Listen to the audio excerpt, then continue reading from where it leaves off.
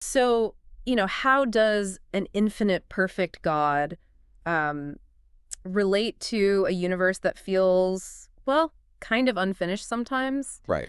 And where do we find meaning in, like, divine providence when nature can seem so harsh or even random? Yeah, those are the huge questions, aren't they? And they're not just, dusty old philosophy.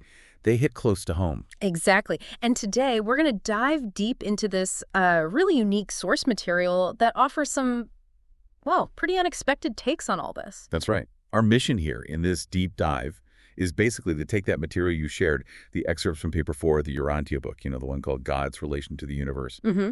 and really unpack its perspective. I mean, it says right there, it's presented by a divine counselor of Versa. Which straight away tells you you're getting a viewpoint from, Yeah. well, way beyond our usual frame of reference. Absolutely. So we're here to pull out the key ideas, maybe challenge some common human assumptions about God, and just try to grasp the picture this material paints of that divine connection to everything. Okay, let's get into it. The source kicks off with a pretty mind-bending idea. The Universal Father isn't just winging it. There's this sense of an eternal purpose for the whole universe of universes, something that's being, like, worked out across all of time. Yeah, it says creation happens according to his all-wise and eternal purpose. But what's really striking, I think, is that it admits the full depth of that purpose. Well, it isn't even fully known by these high celestial beings who are supposedly presenting the info. So mystery is kind of built in from the get-go. Totally. There are layers to this reality that remain mysterious, even way up there. The source also mentions Havona, that perfect central universe. It says it exists mainly for the creator's pleasure and satisfaction. That sounds, well, less about us, more about the divine itself. It does, initially, but then it pivots, right? It talks about the amazing plan for perfecting creatures like us, evolutionary mortals, on our journey up towards paradise. And that plan is a major focus, a chief concern, at least in our neck of the woods, cosmically speaking. Definitely a chief concern for the super universes. Mm-hmm. But, and this is important, it's not the only thing happening. Right. The source is clear. Perfecting mortals isn't the sole gig for all universe intelligences. It mentions countless other fascinating pursuits going on. It really broadens the picture of what cosmic life entails. That bigger picture, that cosmic backdrop, feels important for understanding what comes next, especially how it talks about providence. Exactly. It sets the stage. Ah, providence. Yeah, we tend to think of it, maybe on Earth, as God just stepping in directly, making specific things happen for us, sometimes in ways that seem, well, arbitrary. And this source really pushes back against that. It calls that view, childish, arbitrary, maybe too focused on just material stuff. So how does it redefine it then? It defines providence as the interlocking activities of celestial beings and the divine spirits. They're all working together for God's honor and, crucially, for the spiritual growth of all universe children. And the key phrase seems to be in accordance with cosmic law. Bingo. It's not God breaking the rules. It's a coordinated, lawful effort by countless beings. Okay. And this effort lines up with what the source calls the watchword of the universe: progress. Providence actually works with progressive evolution, with genuine human advancement. It doesn't fight against it. It always stays consistent with God's fundamental, unchanging laws. Wow, that's a pretty radical shift. It makes providence sound less like divine micromanagement Right. and more like divine guidance and support within the system. Exactly. Within the cosmic order. The source also gives reassurance, doesn't it, about God's faithfulness, his upholding power. It uses that familiar image, the eternal God is our refuge, and underneath are the everlasting arms. It does, and it expands on it significantly. It says God actively upholds everything, material stuff, spiritual stuff. The universe isn't some clockwork toy running down. He stretches out the north over the empty space and hangs the earth upon nothing. Yeah, that quote. Without God, the source is blunt. There's no reality, no existence at all. He's the ground of being, constantly keeping everything going. Okay, but here's where it gets really fascinating, and it admits the mystery again. Even this high-level being writing this stuff says they encounter things they don't fully get, like apparently fortuitous conspiracies Right. and mysterious coordinates. Yeah, that openness is really telling, isn't it? Yeah. That even from their perspective, some things are puzzling. They sort of point towards the three absolutes: unqualified, deity, universal, as being involved in this perplexity. How so? Well, they describe them as cosmic realities that seem to operate beyond our usual grasp of matter, mind, spirit.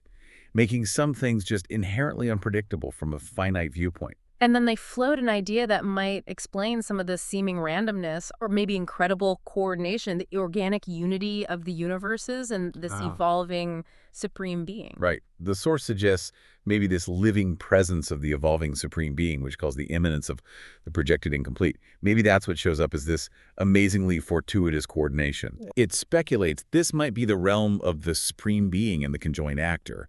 That's the divine personality linked with mind and spirit stuff. And maybe that's what we perceive from down here as providence. So what looks like pure chance or just incredible luck to us Yeah. might actually be glimpses of a much deeper, evolving, coordinated cosmic reality, one that's not even fully understood by beings way higher than us. That seems to be the implication. It frames those apparent accidents as being undoubtedly a part of the finite drama of the time-space adventure of the infinite. Whoa, that's a huge, humbling way to look at those moments that feel totally unplanned. It really is. Which kind of leads naturally into how the source views God and nature. It uses this really striking phrase, nature is, in a limited sense, the physical habit of God. Poetic, isn't it? But it immediately throws in some major caveats. Like what? Like, nature isn't a pure reflection of God or paradise. Not at all.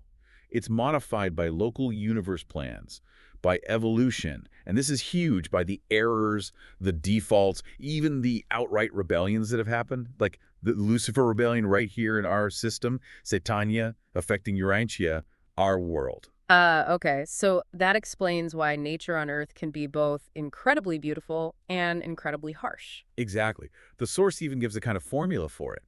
Nature is the perfection of paradise, divided by the incompletion, evil, and sin of the unfinished universes. That's powerful. It accounts for both the divine foundation and the messiness we see. Right. And evolution, it says, plays a big part in slowly modifying nature, increasing the perfection, reducing the errors, but over vast stretches of time. And here's a really critical point, one that bumps up against some common ideas. God is not personally present in nature or its forces, at least not as we experience them here on Urantio. And the reason it gives is pretty straightforward. Nature, as we see it, includes all the imperfections, the results of bad choices, the fallout from rebellion. So it's not a clean reflection. Not at all. The source is blunt. Nature on Urantia can never be the adequate expression, the true representation, the faithful portrayal of an all-wise and infinite God. Wow. So thinking you can worship nature because it feels vast or powerful, according to this source, that's a travesty. Pretty much. Because while divine power is everywhere, sustaining everything, nature also shows the unfinished, the incomplete, the imperfect aspects of creation. So the flaws aren't God's flaws. No. The source calls those apparent defects inevitable stop moments, kind of like necessary boundaries or contrasts that, paradoxically, help finite minds like ours even begin to glimpse divine reality because we see it against something less than perfect. And it doesn't pull punches saying nature is marred, scarred, even seared by the misconduct, the misthinking of the myriads of creatures involved in it. Right. So the bottom line is clear. Nature isn't God, and it's not the ultimate object of worship. That perspective really changes how you might think about things like natural disasters or disease or just the whole struggle for survival, doesn't it? Absolutely. It frames them less as direct acts of a perfect God and more as consequences playing out within this vast, evolving, imperfect, sometimes damaged system that God is nevertheless sustaining and guiding towards eventual perfection. Okay, let's shift gears a bit. Let's talk about God's unchanging character, because this part really takes aim at some very old, very human ideas about God's personality. Yeah, it comes right out and says that for all too long has man thought of God as one like himself. We project our own emotions onto the infinite. Like jealousy. The source is super clear. God is never jealous of humans. No. He might be jealous for man, which sounds more like deep concern for our well-being when we get sidetracked by lower impulses or false gods. Right, protective maybe. But never envious of us. And even more dramatically, it states, the eternal God is incapable of wrath and anger, as we understand those feelings. It calls them mean and despicable sentiments, utterly foreign to the perfect nature and gracious character of the universal Father. That is a huge departure from so many traditional images of God, isn't it? An angry God needing appeasement.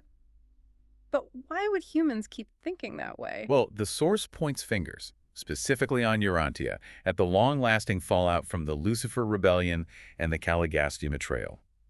These major disruptions in spiritual leadership basically clouded our understanding, made it harder to grasp the Father's true loving nature. So worlds without that history might have a clearer view. That's what it suggests, yeah, a much clearer understanding. It also says God never repents or regrets anything. His wisdom is unqualified perfection, not trial and error like us. True, but there's a nuance there.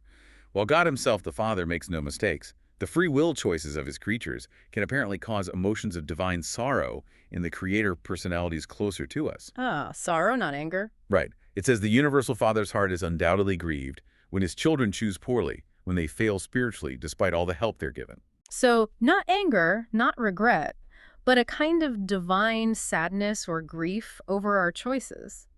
That feels different, profoundly different. It really does. The source also makes this interesting point that finite minds kind of need contrast. We need comparative evil. And it's careful to say this isn't sin, just imperfection or incompleteness, to even perceive divine goodness properly. Goodness stands out more against a backdrop of less than good. Basically, yeah. And because God's actual character is infinitely superhuman, it needs to be personalized, like through the divine sons who come down to the worlds, so that finite folks like us can grasp it, even if only by faith. This whole section really pushes you to shed those easy human-like projections and reach for something faster, more truly divine. It's a big challenge, absolutely, moving beyond the familiar. Which leads us right into the next section, the realization of God.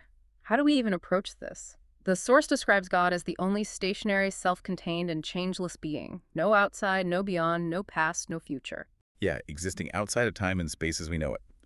Described as purposive energy and absolute will, self-existent. But then comes this paradox. This divine immutability, this changelessness, doesn't mean God is static or immobile. Exactly. It says, while God's core identity is inimical to change, quoting, I, the Lord, change not, God is absolute will and can pass from simplicity to complexity, from infinity to finitude, from the divine to the human. The source basically says, you got to get to paradise to truly understand that. Huh. Okay, so it's a deep mystery. But it paints a picture of a changeless core identity that's also capable of infinite dynamic expression. He's absolute self-determination, limited only by his own perfect nature and wisdom. It calls him final goodness, plus a free will of creative infinity. And here it makes a really interesting distinction between the Father's choices and the choices of the Creator Sons, like the one for our local universe. Stop. The Father, being absolute perfection, personally chooses only infinitely perfect things, hence the perfect central universe, Havona. But the Creator Sons, while fully divine, aren't entirely constrained by the Father's absolute finality of wisdom, meaning their creative free will is highly active, even experimental, in building these evolutionary universes. They have more leeway, you could say. Ah, and that perfectly explains the sheer diversity, the trial and error feel, the sometimes chaotic nature of our kind of universe, compared to the flawless perfection of Havona. Exactly. It's a feature, not a bug, of how Creator Sons operate. But despite all this talk of absoluteness, infinity, unchanging cores, the source circles back to God's relationship with us, grounding it in divine sentiment. Yes, first and last eternally, God is a Father. That's the primary lens. That's why the text consistently calls him the Universal Father. That title, Universal Father, feels incredibly personal amidst all the cosmic scale. It does. And it says his free will isn't just about raw power or pure intellect. His personality is spirit, and it manifests primarily as love.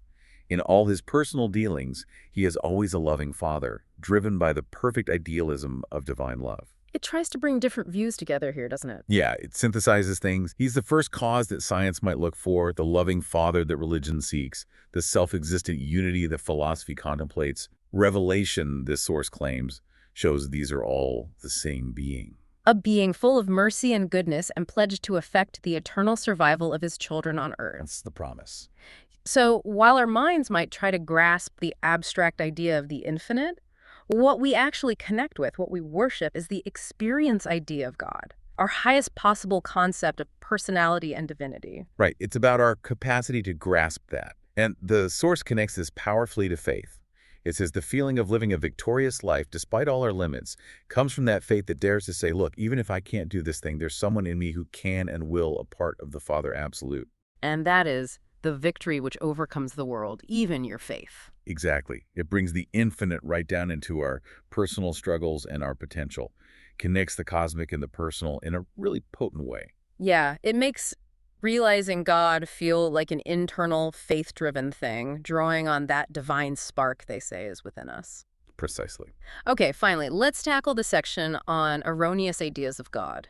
Because this part is pretty direct. It's a strong critique of certain traditional religious views. Yeah, it doesn't hold back. Yeah, It starts by saying religious tradition is often an imperfectly preserved record, easily distorted by myth-making and just plain human misunderstanding over time. and it points to a major source of confusion, especially here on Urantia, the failure in our sacred writings and teachings to clearly separate the different levels of divinity. Right. It says we haven't distinguished properly between the Paradise Trinity personalities, Paradise Deity itself, and then the whole host of local universe creators, administrators, subordinates, planetary princes, system sovereigns, different kinds of angels. All lumped together. Often, yeah.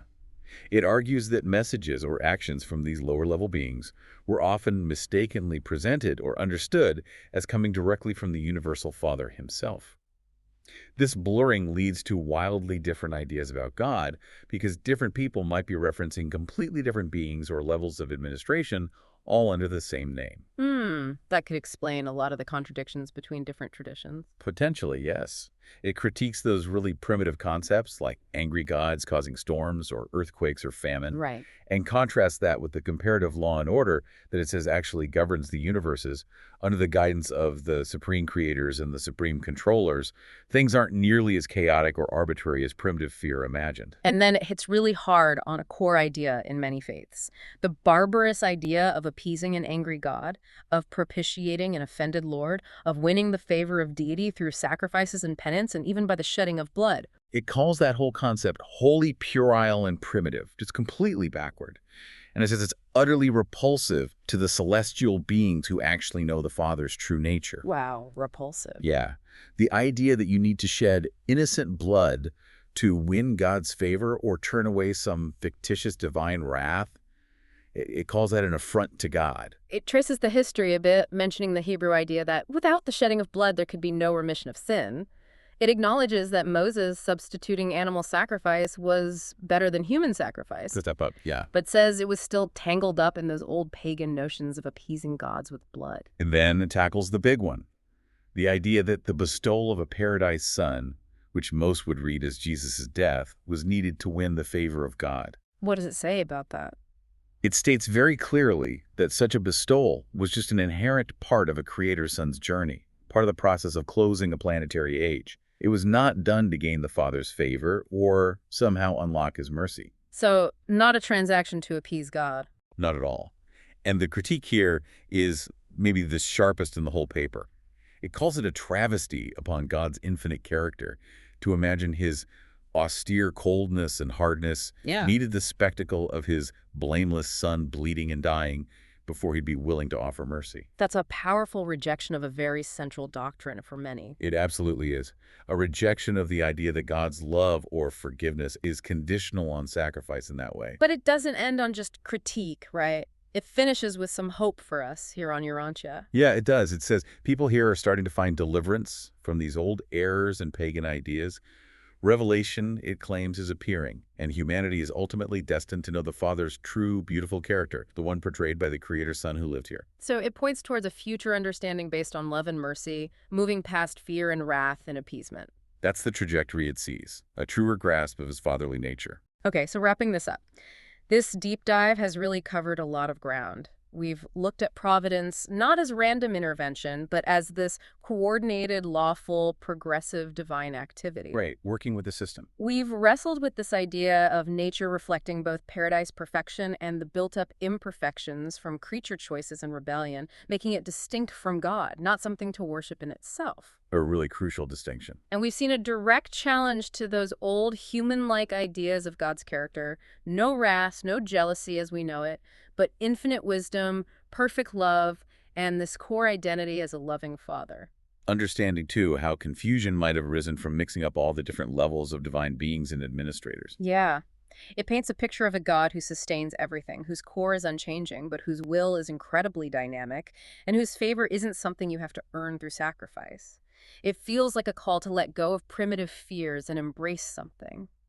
Well, bigger, more nuanced, and ultimately far more loving. It definitely pushes you to think beyond the ideas you might have inherited, doesn't it? To consider a relationship between God and the universe that tries to account for both the incredible order and the undeniable imperfections we see. Absolutely.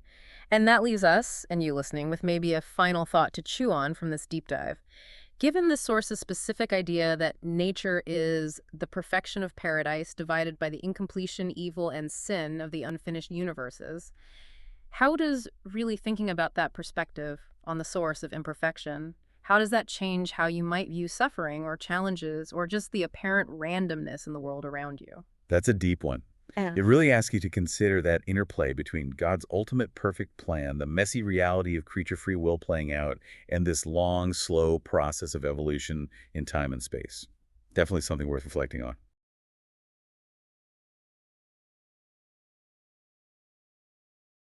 So, how